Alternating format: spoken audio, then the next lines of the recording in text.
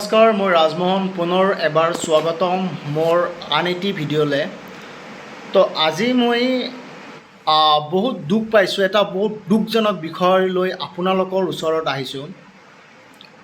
আপোনালোকে অলৰেডি গম পাইছে যে মধ্য গুৱাহাটীত চেৰাপাটিত যিটো ঘটনা হৈ আছে, একচুৱেলি বহিৰাগত মানুহে খিলঞ্জীয়া মানুহক মাৰপিট কৰিছে।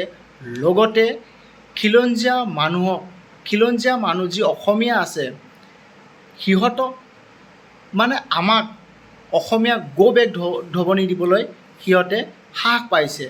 ক'ৰ পৰা এইটো সিহঁতে সাহ পাইছে, তো সেইটো বিষয়ৰ ওপৰত মই বহুত দুখ পাইছোঁ। আৰু মই নহয়, প্ৰত্যেকজন খিলঞ্জীয়া অসমীয়াই দুখ পাব লাগে আৰু প্ৰত্যেকজন খিলঞ্জীয়া অসমীয়াই এই বিষয়টোৰ ওপৰত মাত মাতিব লাগে। আপোনাৰ যদি তেজ গৰম আছে, আপুনি যদি খিলঞ্জীয়া হয়, তেতিয়াহ'লে ওলাই আহিব লাগিব। কাৰণ আপুনি যদি ওলাই নাহে, মই যদি ওলাই নাযাওঁ, কোনেও ওলাই নাযাব। সেইটো কাৰণে প্ৰত্যেকজন খিলঞ্জীয়া অসমীয়াই এইটো বিষয়ৰ ওপৰত মাত মাতা উচিত। আজি যদি আপুনি মাত নামাতে, কালি যদি আপুনি মাত নামাতে, তেনেকৈ এদিন আমাৰ অসমখন অনা অসমীয়াৰ হাতত গুচি যাবলৈ বাধ্য হ'ব আৰু গুচি যাব। অলৰেডি গুচি গৈছে, মধ্য গুৱাহাটীখন অলৰেডি গুচি গৈছে।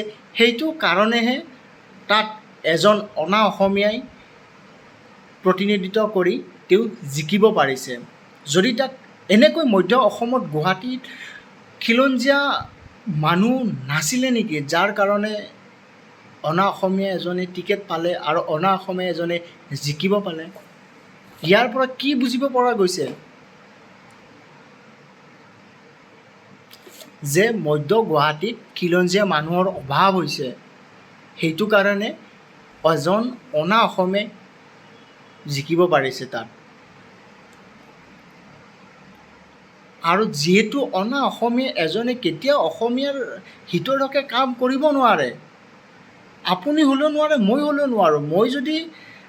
মই বেলেগত থাকি বেলেগত যদি থাকোঁ, তেতিয়াহ'লে মই সেই মানুহখিনিৰ হকে কাম কৰিব নোৱাৰিম। মই অসমীয়া মানুহৰ হকেহে কাম কৰিব পাৰিম, কাৰণ মোৰ তেজত অসমীয়া আছে।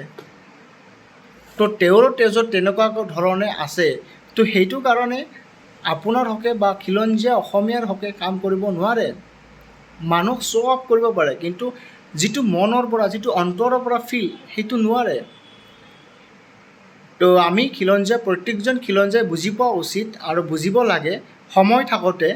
পিছত সময় পাৰ হৈ গ'লে বুজি লাভ নাই। তো সেয়েহে মোৰ আহ্বান, প্ৰত্যেকজন খিলঞ্জীয়া অসমীয়া আমি আমাৰ মাজত ভাগ বিতৰণ নকৰি আমি সকলোৱে ওলাই আহিব লাগিব। আমাৰ ৰাজ্যখনৰ লগতে দেশখনক আগুৱাই যোৱাত আমি সহায় কৰিব লাগিব। কিন্তু প্ৰথমতে আপুনি আপোনাৰ ৰাজ্যখনক ঠিক কৰিব লাগিব। ৰাজ্যখন ঠিক থাকিলেহে আপোনাৰ দেশখন আগবাঢ়িব।